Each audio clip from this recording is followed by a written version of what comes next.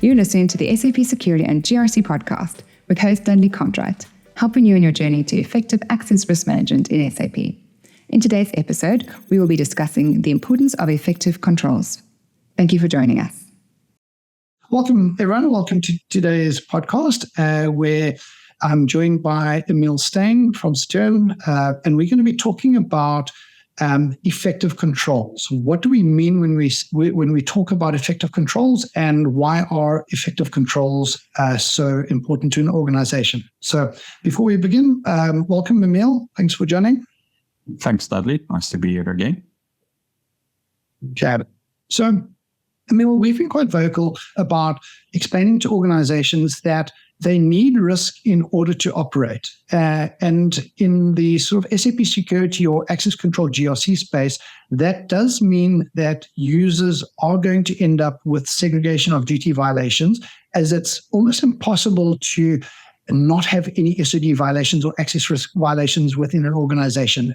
Organizations just don't have the luxury to segregate or to have segregate every function that there's no SODs. You just don't have that luxury from a resourcing perspective that all functions can be segregated. So you need you will have an organization will have SODs, and so the true value of a GRC program is about ensuring that there are effective controls in place and that those controls are being adequately run. So that there's one part identifying what the risk is and who's got the risk, but the true value really comes in about ensuring that the organization has got effective controls that effectively mitigate that risk.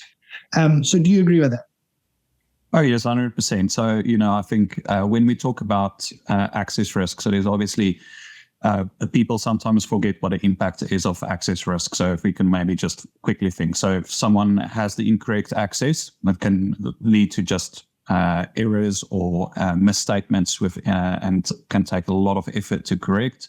And there's obviously the risk of fraud. So when someone has that ability to, let's say, create fictitious vendors, change banking details of a vendor and make payment to those vendors, that can obviously lead to an organization losing a lot of money. And yes, then it obviously becomes the focus on not only detecting who has that access, but as you said, ensuring that where that risk actually exists is that the risk exposure is mitigated by all the controls that you have in place.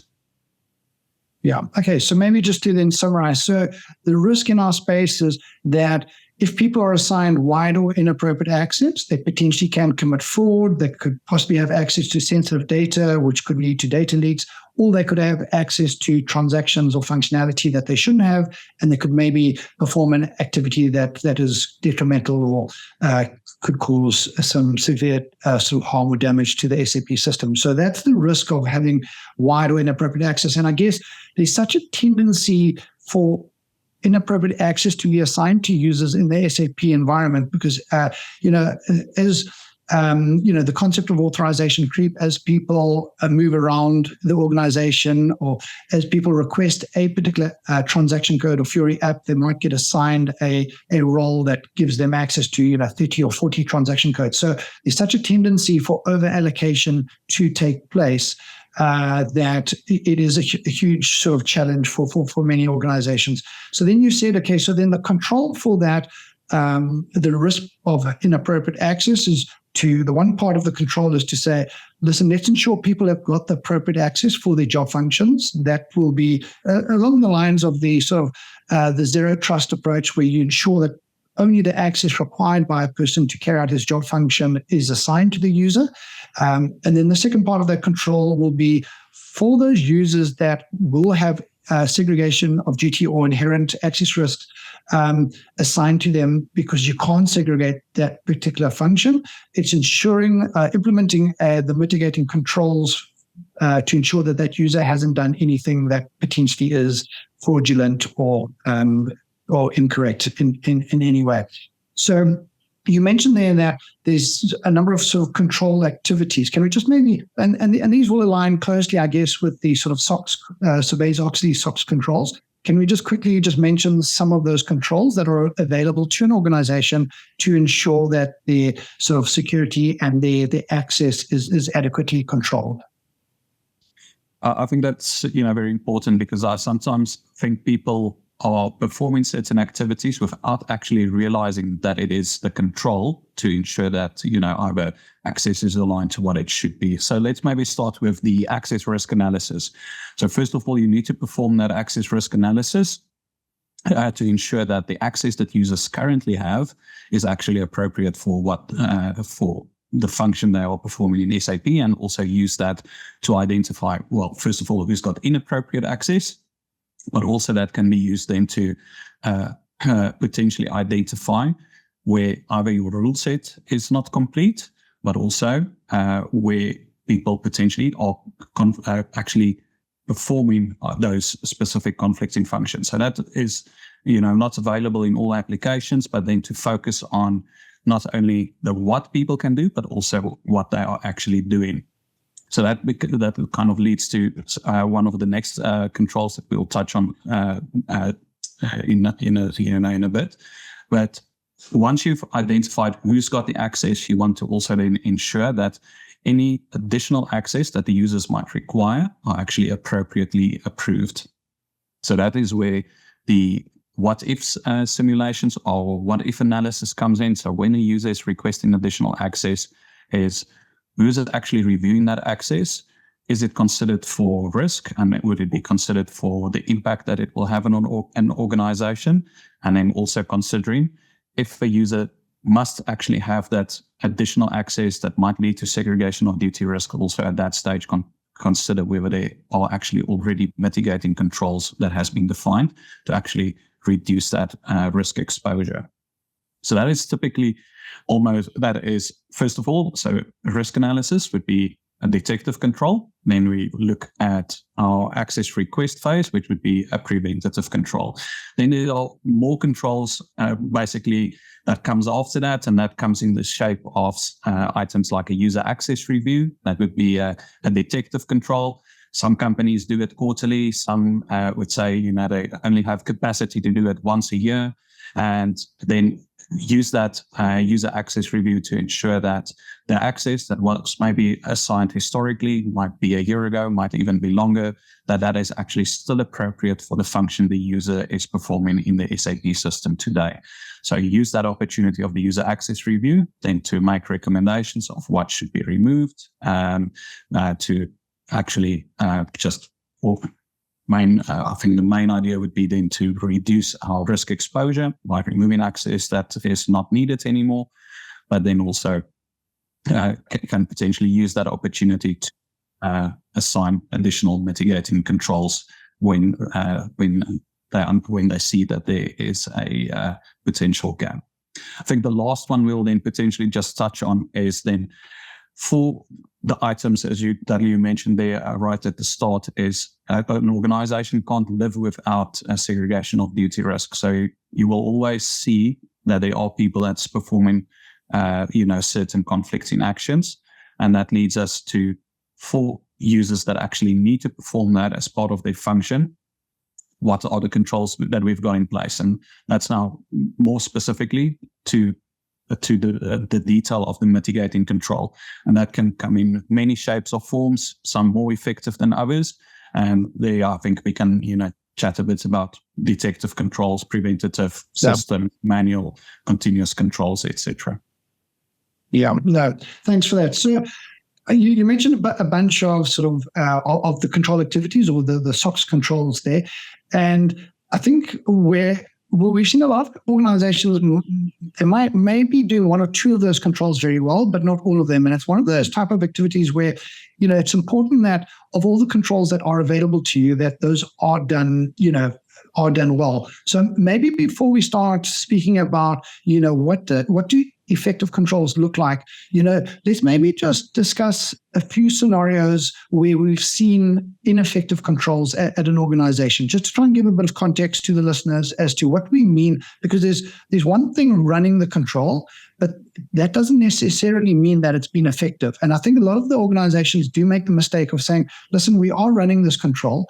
They're doing it more just to tick an audit box and to tell audit that they're doing it. But the way in which it's been run is potentially very ineffective. It's just questionable how much value it's actually adding. So maybe let's just come up with 3 scenarios of sort of ineffective controls. Maybe I'll start with that. The first one I can think of is, you mentioned the control activity of the access risk analysis. And so this is where you, as you mentioned, you go and analyze all the SAP users and roles to identify which of those have got access risk violations. Now, because of the tendency to over-allocate access in SAP, in many organizations, the vast majority of the risk that's been reported on is due to over-allocation of access. It's superfluous access. And so one of the activities that can be performed off the back of an access risk analysis is, a remediation or cleanup project. But very few companies actually go through those activities or those exercises. So they know who's got the risk, but they don't do anything about it. They don't do any remediation cleanup. So they're living with, these hundreds of thousands of potential SOD violations when in some cases, 70 or 80% of that could be removed because it's due to over-allocation of access or due to a poor role design. And so, without doing those remediation activities, you unfortunately not only live with more risk in your system, but the effort to perform other control activities like a user access review is significantly more effort. And also if you're performing, like what-if simulations, which is another control activity, that if the users have got very broad or a lot of access assigned to them, every time you simulate assigning a new function or transaction to that user, the chances of that being in conflict with that user, the access that the user's got because he's got such broad access is very high. So the effectiveness of that control is also diminished. So, that's just the one scenario where, people perform these access risk assessments, but because they don't do any activity off the back of the results of those assessments, they don't do any remediation, it just, the control is ineffective. Maybe just another scenario that we've also seen before I hand over to you for another example is companies that perform the annual user access review process. We've seen some companies perform that using a manual approach. They go and put all the user to role relationships in spreadsheet. They download that from SAP and then they farm those spreadsheets out. And there could be sort of thousands of line items of what the SAP user is and what the roles are that's been assigned to that user. But if those spreadsheets are sent to the reviewers or line managers to review, and if there's no information around are those roles contributing to risk or what is the usage information for that user for any of the transactions in that role, it becomes very difficult for the reviewer to make an informed decision.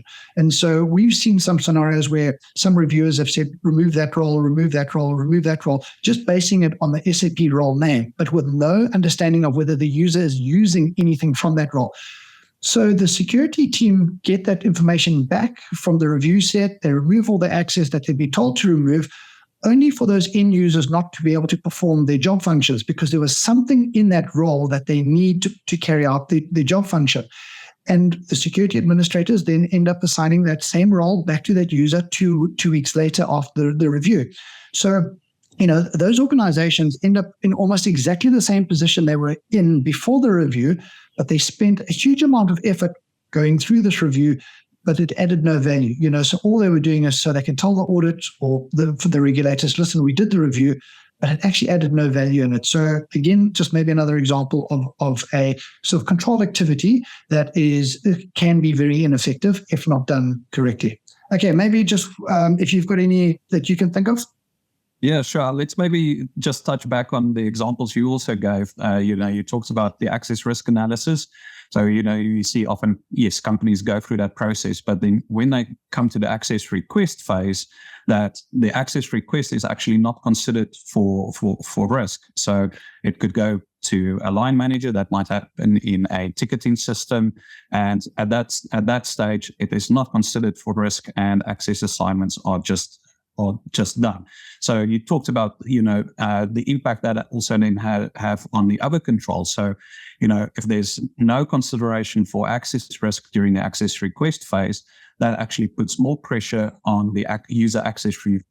So it means there's a lot more over-allocation, a lot more access risk that has been introduced. And now there's a reliance placed on the user access review that might have its own deficiencies now to go and create all of those roles that were assigned during the year. So it's very important, I think, that people understand that there's a close relationship between all of these activities as well. No, maybe just to add to talking about what you've just mentioned there, is that also if that a lot of the reliance is then placed on the user access review process, and that's done annually, that does mean that some of those users may have had that access for 10, 11 months before it's actually picked up in the user access review. So, I agree wholeheartedly with you that all these controls need to be run together, because they all perform a certain function. So if any of them are not done well, or if a particular control is ineffective, it does place more importance on another control down the line. But there's also possibly, that control is also may have its own deficiencies.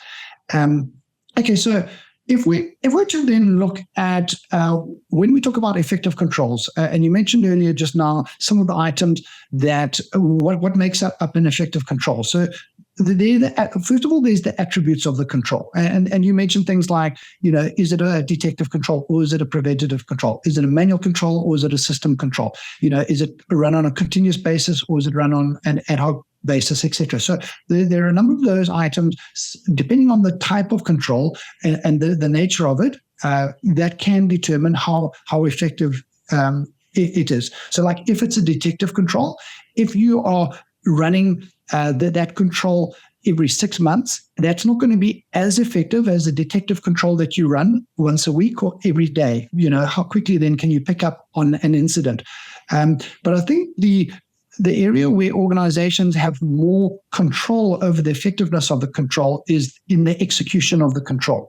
And so do you want to maybe share your thoughts on, the execution of the control is how well is that control being carried out? And what are some of the considerations that companies or organizations need to think of when they're looking at ensuring that the execution of the control is sound and is going to be ensure that the control is going to be effective? Yeah, so I think what a lot of companies when you design controls, you need to keep the risk in mind that you're trying to mitigate. So what is the risk exposure of that risk, and what is the potential impact if someone is misusing that access?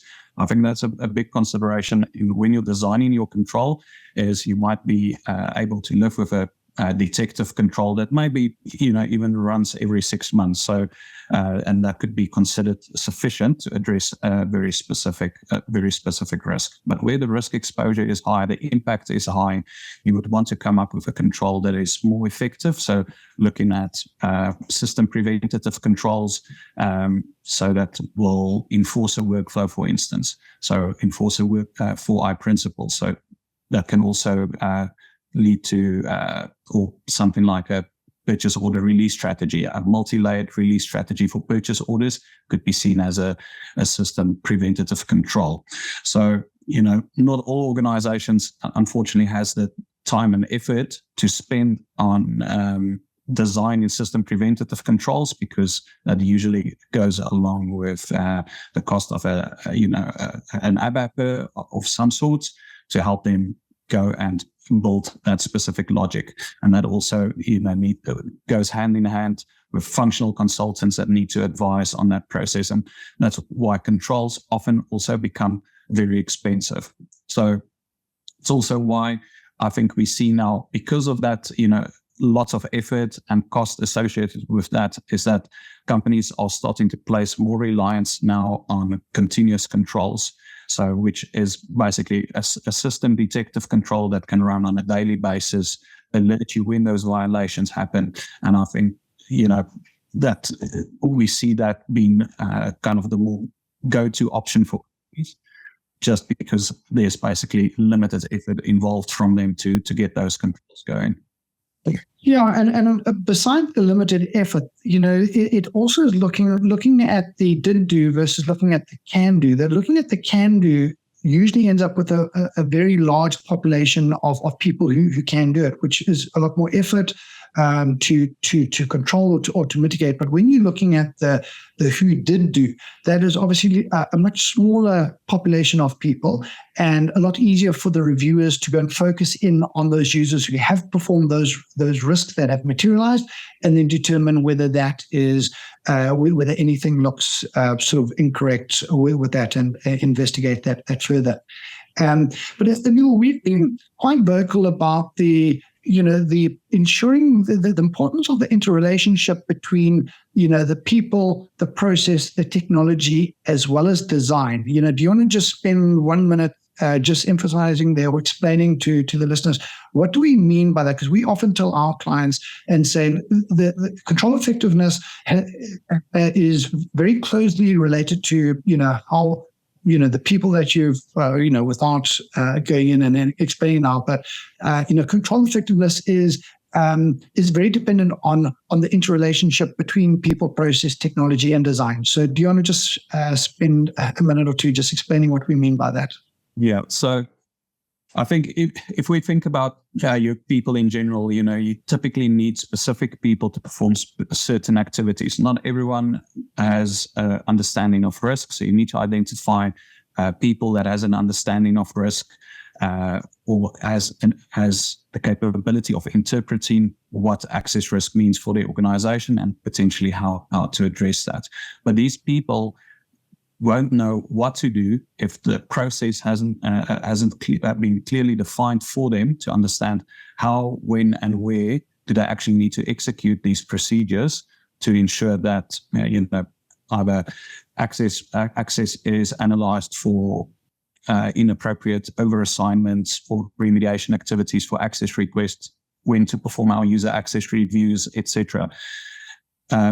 And then if we think about design, something like a role design, for instance, can have a very big impact on these activities. So if we're thinking about the user access review, if we're looking at large job role designs or business role designs, there's very limited benefit that an organization can potentially get from a user to business role review from a line manager, because that line manager can't really make any decisions about access removals. But then you need to consider your process to say, instead of doing one user to role review by a line manager, you might want to consider also adding a role content review by, let's say, a business role owner to ensure that the business role content is actually appropriate for users. So that's talking a bit about the design. But now all of these activities are basically enabled by the technology. So if you don't have technology to assist you in this, and I think also important that you need to find the right the right technology, technology that will work for your organization and help you with all of these activities.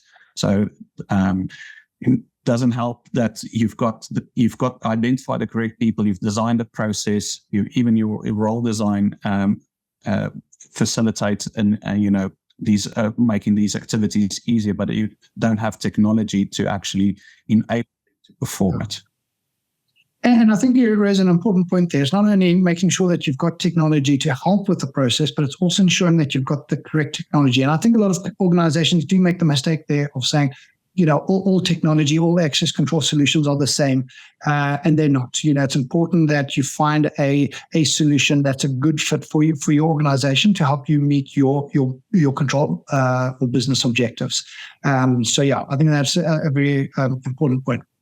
Perfect. Well, I think, Emile, that's all I can think of from that. I think we've covered that quite nicely. So effective controls. I think, as we said in the beginning, the true value of a GRC program is by implementing effective controls in your organization. And it's not about just performing those controls. It's ensuring that the way in which those controls are carried out by the correct people are done so in a way that it actually adds value and that they are effective.